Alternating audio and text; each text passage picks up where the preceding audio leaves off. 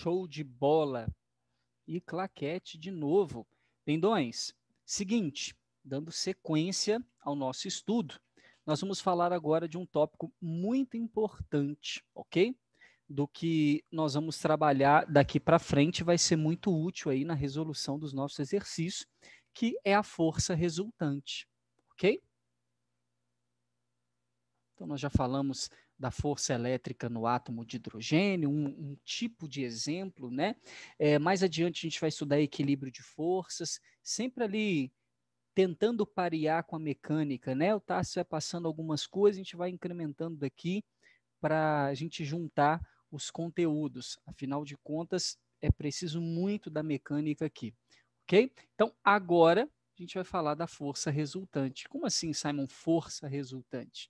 É que o princípio de Galileu, da independência das forças, se aplica aqui também, quando você tem um sistema de mais de duas cargas.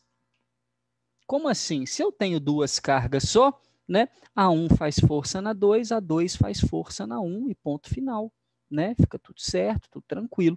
Agora, se eu tenho mais de duas cargas, ok? Eu vou precisar trabalhar com uma força resultante. E essa força resultante passa dentro daquele conceito de resultante vetorial, já que as forças aqui são vetores que deverão ser somados vetorialmente. Simon, como que a gente vai fazer um problema como esse? Depende do exercício, ok? Aí depende muito do exercício. Por exemplo,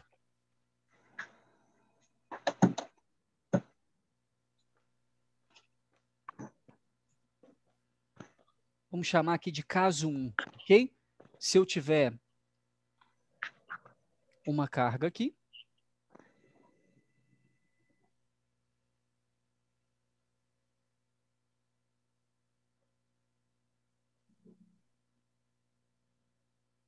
vamos fazer uma espécie de um quadrado, de lado D, D, D e D, tá aqui, ó, perfeito? Então, vamos colocar 3 carguinhas, e aí o valor que você quiser, tá bom?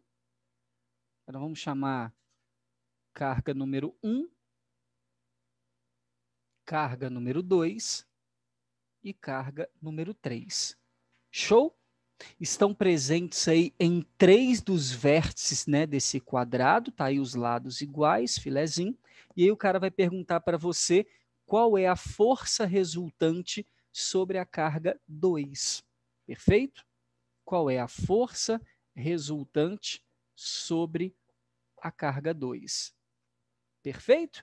E aí, para a gente calcular a força resultante sobre a carga 2, a primeira coisa que a gente tem que mostrar é quantas forças atuam sobre a carga 2. Eu vou observar que a carga 1 faz força na carga 2, de atração ou repulsão? Positivo, positivo, repulsão. Então, A1 repele a 2. Então, nós vamos escrever isso aqui como F1, perfeito? Como que eu calculo essa força, Simon? K, Q1, Q2, dividido pela distância ao quadrado. Legal, vou lá no cantinho e calculo e acho o valor de F1. Top. Quem mais atua sobre 2? A carga 3, que aqui embaixo, na mesma linha que a 2, positiva, positiva, repele ela também, por uma força que eu não sei quanto vale, porque eu não estou sabendo quanto vale as cargas. A única coisa que eu sei aqui é que a constante K e a distância é a mesma. Então, aqui eu tenho a força que a 3 está fazendo. Ah, qual o tamanho do vetor? Não sei. Aqui é só didático para você entender. Como que eu calculo a força que a 3 está fazendo na 2? K, Q3, Q2, dividido pela distância entre elas. Entendeu que a força é sempre calculada par a par? Por isso que a equação sempre é carga de um, carga do outro, né? Vezes K dividido pela distância ao quadrado. Então, nós temos a força que a 1 faz na 2, a força que a 3 faz na 2. E aí chamamos de F1 e F3? Por que do princípio de Galileu da independência das forças? É porque a 1 faz força na 2, independente da que a 2 faz na 1. Independente da que a 3 faz na 1, ok? Não tem dependência nenhuma. Então, fiz o cálculo da força 1, fiz o cálculo da força 3 no cantinho do papel, achei 2 números. Aonde está a resultante? Aí é só a soma vetorial. Lembra? Por exemplo, vetores origem com origem, como a gente brinca bunda com bunda, né? Se a gente fechar o paralelogramo,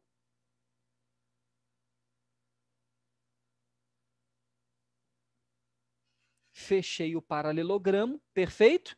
E aí nós temos a resultante, que sempre está na origem, né, dos vetores e no encontro de suas projeções.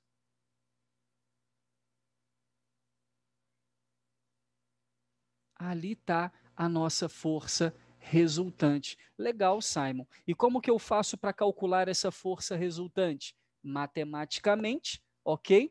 Aqui, resultante com 2 vetores perpendiculares, teorema de Pitágoras, ok? É só você observar, por exemplo, que se você observar que isso aqui é um triângulo retângulo, né? E que o vetor azul aqui é a nossa hipotenusa, e aí a gente tem F1 aqui embaixo, e pontilhado aqui na vertical é a projeção de F3, tem o mesmo tamanho, né? Por isso é um paralelogramo. Então nós podemos dizer que essa força resultante ao quadrado é igual a F1 ao quadrado mais a F3 ao quadrado. Então, nesse caso, nesse tipo de exercício, além de encontrar as duas forças, para encontrar o valor da resultante, você ainda vai ter que parar lá no teorema de Pitágoras. Isso nesse caso. Ok? Caso 1. Nossa, Simon, então, não é simplesmente somar F1 mais F3? Não, porque aqui é uma soma vetorial, e o resultado da soma vetorial de vetores perpendiculares está aqui, F3 e F1, ângulo de 90 graus, resulta no teorema de Pitágoras. Perfeito? Esse é o caso 1, um dos exemplos que a gente vai ver.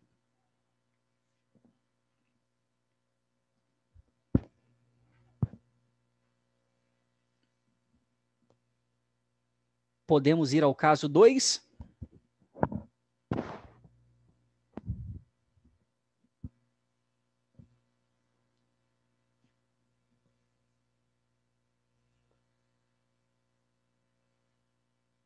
Deixa eu abrir o chat aqui, meu chat estava fechado. Se tiver alguma pergunta por lá, a partir de agora estou lendo, ok?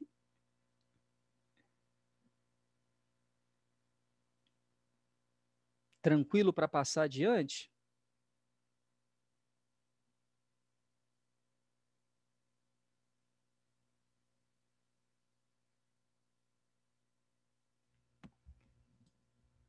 Caso 2, muito parecido, só para a gente lembrar as resultantes vetoriais, né? As aulas que você já teve com o Tarsis.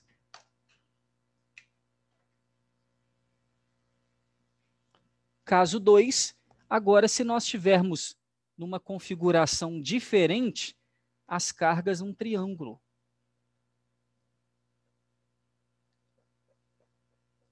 Não retângulo, né? Então, nós vamos colocar aqui embaixo, mesmo esqueminha, tá? A carga 1, vamos chamar esse nosso triângulo de equilátero, lá, distâncias D, D e D. Aqui embaixo, a carga 3. E ali em cima, a carga 2. Perfeito? E aí, da mesma forma, ou pelo menos bem semelhante, eu sei que a carga 1 exerce lá na carga 2 uma força de repulsão. Eu vou chamar de F1. Como que calcula? K, Q1, Q2, dividido por D ao quadrado. Só estipular, colocar os valores lá do enunciado. A carga 3 repele a carga 2, tá aí. E aqui, bonito, eu tenho F1 e F3, dois vetores angulados, e o ângulo é diferente de 90 graus. E você já sabe, porque se isso aqui é um triângulo equilátero, os ângulos internos aqui são 60 graus. Não é isso? E aqui eu tenho, unido pelas linhas que unem as cargas aqui, duas regiões aqui, ó, duas inclinações, dois ângulos aqui, chamados de opostos pelo vértice. Então, se aqui é 60 graus, aqui dentro também tem que ser 60 graus. E aplicando a lei do paralelogramo, ou regra do paralelogramo, fechando aqui o nosso paralelogramo de um lado, paralelogramo do outro, a nossa resultante vai estar aqui no meio.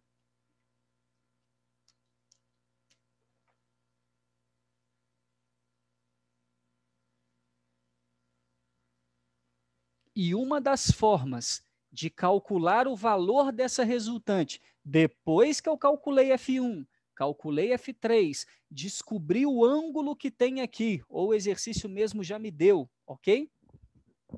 Tá travando aí, moçada? Não. Tá de boa? Sim. Então tá bom. Tá travando para, acho que para alguém falou ali, mas vamos devagarzinho, que às vezes é só um pico na internet de lá, daqui a pouco volta. Nesse caso, nós chamamos de ângulos oblíquos, né? Qualquer coisa diferente de 90 graus, menor que 90 e acima de 90 graus, para calcular a resultante, uma das formas, olha que lindo, depois de calcular os valores de F1 e F3, usando a fórmula da força elétrica, é usando a lei dos cossenos, ok? Que seria 1 ao quadrado, mais o outro ao quadrado, mais 2 vezes 1 vezes o outro, vezes o cosseno do ângulo entre eles. Olha que maravilha.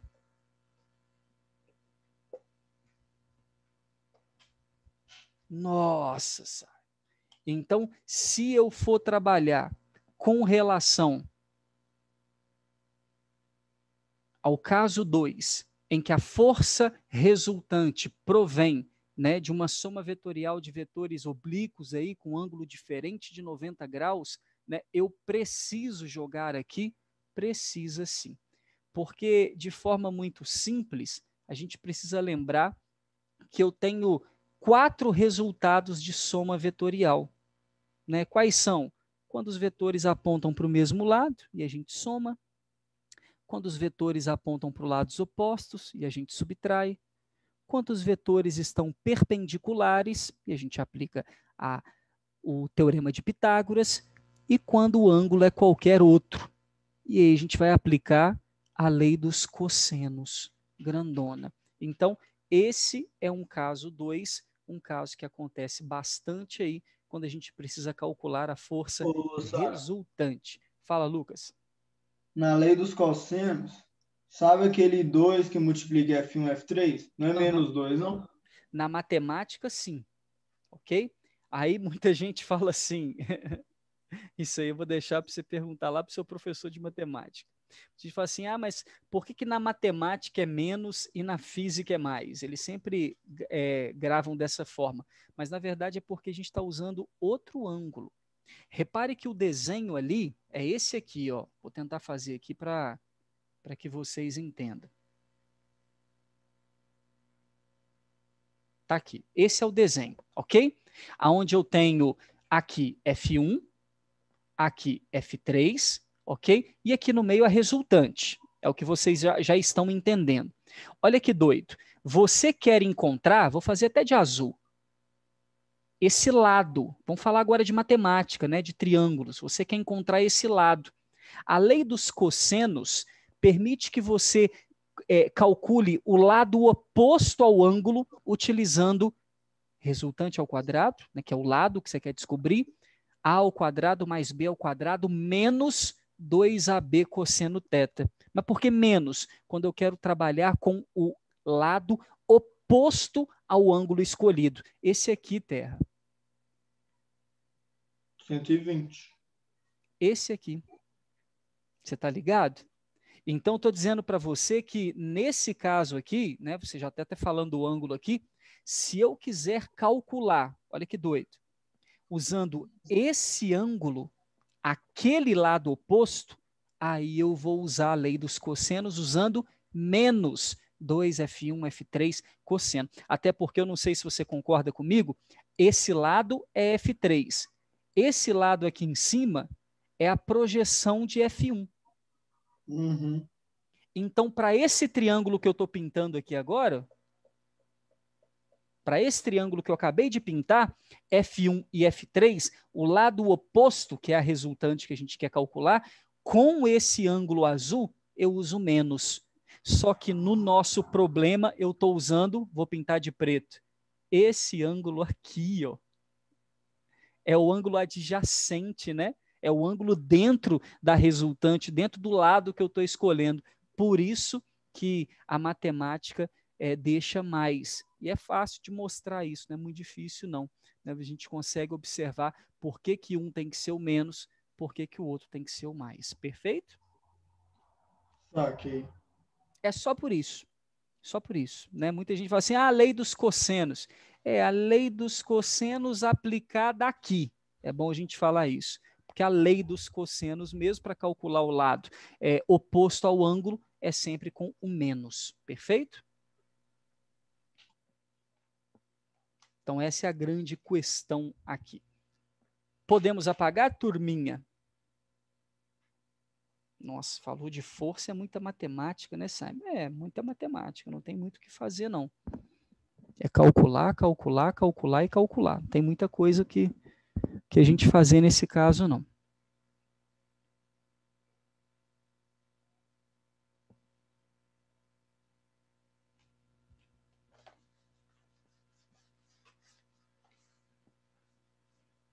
Essa é uma das aulas menos teóricas que a gente tem.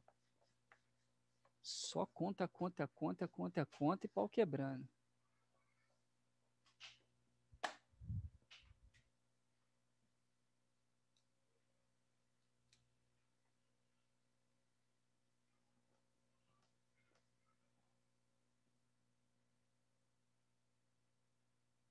E aí, moçada, só para finalizar, vou colocar aqui de forma direta, tá bom? Aqui a nossa carga 2. No mesmo caso, a nossa carga 2 de novo. Se porventura eu tiver numa mesma linha duas forças, né? Outras duas cargas atuando aí, ó, para o mesmo lado. Vou chamar aqui de F1 e F3 de novo. E para lados opostos.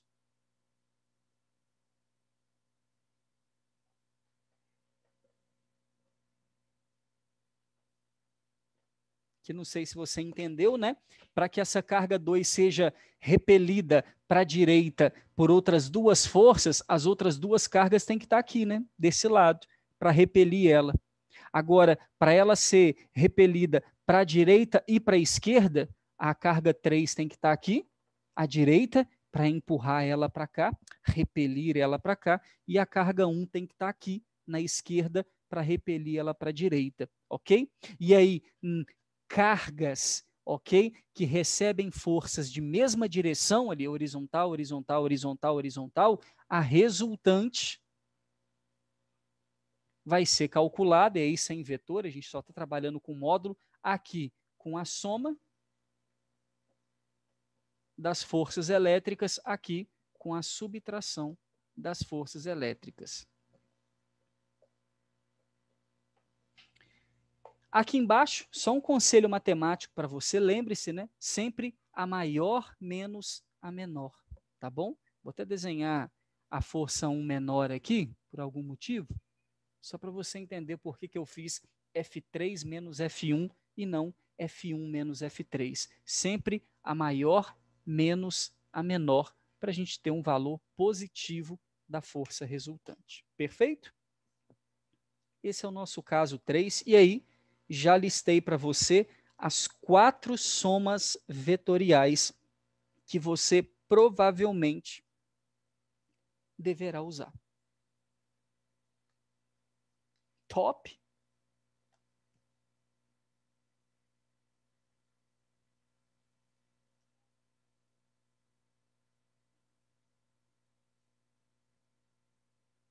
Na hora que puder apagar, me dá um grito aí. Tá de boa? Dá um joinha aí pra gente apagar e passar para frente. Pode apagar. Muito obrigado. Tranquilo.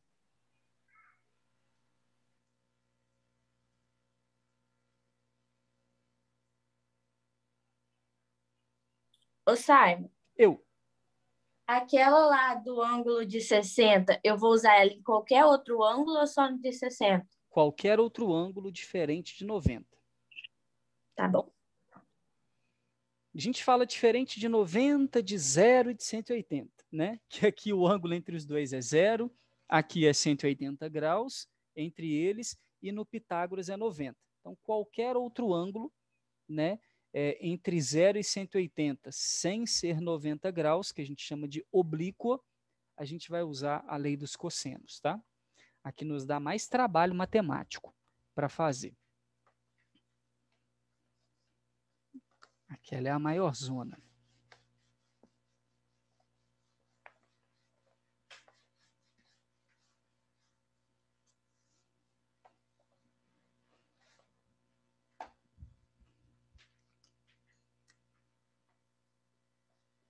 E aqui, para a gente finalizar o nosso exemplo aqui, né? A nossa parte de força elétrica, quero lembrar para você uma questão muito importante, que é a questão do equilíbrio. Equilíbrio você vai estudar, relembrar novamente em física, lá na apostila A, né, na física A, lá quando for falar de leis de Newton. Então, geralmente é algo que a gente vai vendo depois, né, da mecânica e da cinemática básica, a gente entra lá na mecânica de Newton. Mas é um assunto que a gente já tem que cobrar aqui para você. Então, a gente vai lembrar um pouquinho do conceito de equilíbrio para você ficar esperto na questão das leis de Newton e também não errar o nosso exercício em questão. Perfeito? Essa é a ideia aqui. Então, a gente vai colocar aqui, ó, equilíbrio de cargas.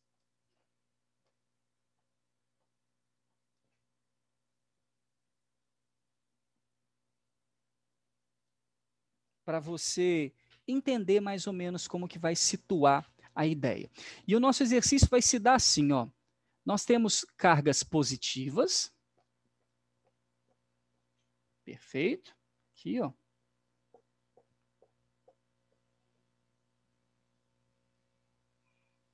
Tudo bem? E aí o cara vira para você e diz assim: existe uma carga, aí a gente vai chamar aqui de A, B e C, uma carga A 4Q, 4Q é o seu valor, está a uma distância D, ok? De uma carga central B de valor Qzinho. Tudo bem? Essa é a ideia. A pergunta dele é a seguinte: a que distância eu tenho que colocar uma terceira carga C de valor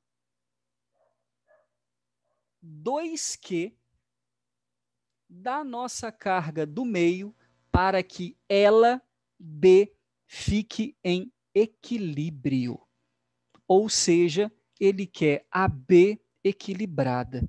Já que nesse momento a realiza uma repulsão em B, jogando ela para lá, vou chamar isso aqui de FA, e ele quer que a C realize uma força para o lado de cá. Ok? Só que a pergunta envolve, para essa bonita aqui, o que nós chamamos de equilíbrio. Alguém sabe me dizer o que significa a palavra equilíbrio na física?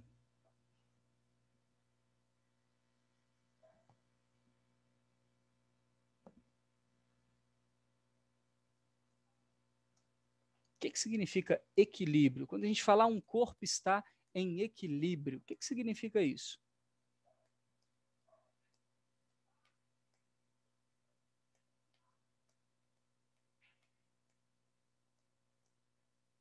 Não entendi.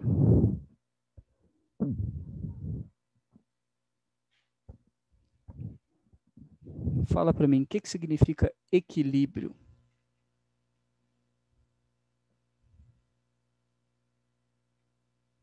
Tem que escolher um aqui para falar? Que pergunta boba difícil. Não é, Bárbara? É que às vezes a gente sabe, mas não sabe o significado, né? Não, eu tô ligado o que é, só não sei explicar. O que significa equilíbrio na física? Talvez para muitos ela ficar parada, né? Mas não é só isso que significa o equilíbrio, né? O equilíbrio acontece tanto quando um corpo está parado, mas também quando um corpo está em movimento retilíneo uniforme, com velocidade constante. Também é em equilíbrio. Porque em ambas as situações, tanto no MRU quanto parado, o corpo não tem aceleração. E quem não tem aceleração, da segunda lei de Newton, física, meu amor, F igual a m vezes A, se não tem aceleração, não tem força resultante. O que significa equilíbrio? Força resultante igual a zero. Ou seja, se o cara vem com exercício desse ou de outros modelos, falando para você de equilíbrio, e você sabe que sobre ela, carguinha B de valor Qzinho, tem duas forças, uma para um lado e uma para o outro, para equilibrar, só vai acontecer a resultante igual a zero, já que você acabou de ver que para um lado e para o outro a gente subtrai, só vai dar zero a resultante se as duas forem o quê? Iguais. Então, eu já acabei de matar a jogada aqui, que a força que a A faz na B e que a C faz na B tem que ser iguais. E aí você vai abrir a questão. Como assim, Simon? Como é que calcula a força que a A faz na B? É K, carga da A, carga da B, dividido pela distância ao quadrado. Show! E como é que eu faço a força que a C faz na B? É K, carga da C, carga da B, dividido pela distância que eu preciso colocar ela, que a gente está chamando de X. É o que eu quero descobrir, que X é esse. Simon, você está fazendo exercício todo literal, não tem problema, poderia estar cheio de número, poderia ter te dado o valor de carga, o valor dessa distância, sem problema nenhum. Você pode montar ele literal dessa forma ou resolver assim, caso não te dê número algum. E aí, moçada, chegou a sessão corta-corta, né? Como tem uma igualdade aqui, ó, podemos cortar os Ks, os Qzinho de cada lado. Perfeito? E o que sobrou aqui para gente? Vamos isolar o X de um lado e o D do outro, pode ser?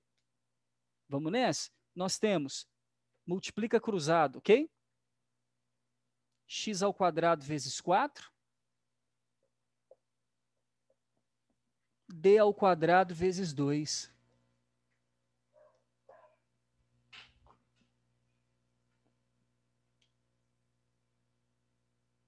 Tranquilo? Eu quero o valor de x, não quero? Então, joga para o lado de lá. X ao quadrado é 2D ao quadrado sobre 4. Tranquilo? De boaça? Como é que você faz para encontrar o valor de x aqui para mim?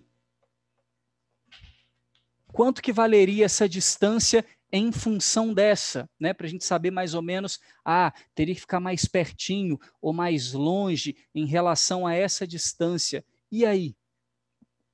E aqui a gente já sabia uma coisa muito importante, né? Desculpa até cortar a resposta de vocês. Essa é uma carga forte, 4Q, né? Ela está fazendo uma força boa aqui, ó, para repelir a pequenininha. Aí eu vou colocar do lado de cá uma carguinha mais fraca, 2Q, para tentar repelir ela para cá. É claro que ela sendo mais fraca, eu não posso colocar na mesma distância, eu tenho que chegar lá mais perto, para ela fazer mais força, porque quanto mais perto, mais forte fica. Então, essa distância x é menor do que d. Como é que você faz para achar o valor de x aqui?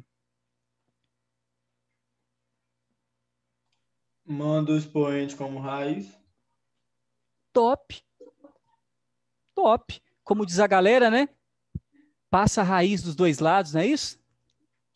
Show de bola? Também. O que nós vamos ter do lado de lá? Bom, 2 fica raiz de 2, né? Não sai da raiz. O D,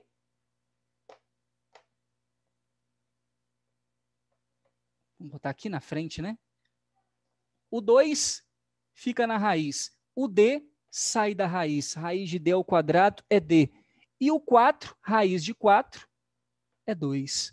Então, nós temos raiz de 2 sobre 2D.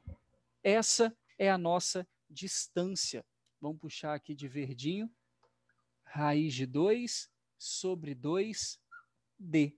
Raiz de 2, para você ter uma ideia, vai dar 1,4 aproximadamente, dividido por 2, 0,7. Então, nós temos 0,7D, 70% da distância natural, da distância entre A e B, eu tenho que pegar a C e botar ela mais para dentro. A 0,7D de distância. Um exemplozinho, ok? Um exemplo para você entender. Na apostila tem numérico, né? Na lista de exercícios também vocês vão encontrar lá. Existem outros modelos de equilíbrio, mas falou em equilíbrio, Bárbara, PVN, força resultante igual a 0 sob qualquer circunstância, ok? Nós vamos entrar na próxima aula, vou deixar aqui meu agradecimento, né? Obrigado pela ideia, pela participação. Amanhã, né, quem chegou depois aí, aula de matemática, tá? Na quarta-feira, 18h30, na minha aula será a aula do Hugo, ok? Que trocou o horário comigo esta semana. Show? Daqui a pouco já está lá no YouTube a gravação da nossa aula e mais tarde lá no Classroom. Lá no Class já está já estão duas listas de exercício, parte 1 e parte 2. Parte 2 já contempla a aula de hoje, tá bom? Beijo para você, obrigado por essa aula. Abraço grande. Até a próxima.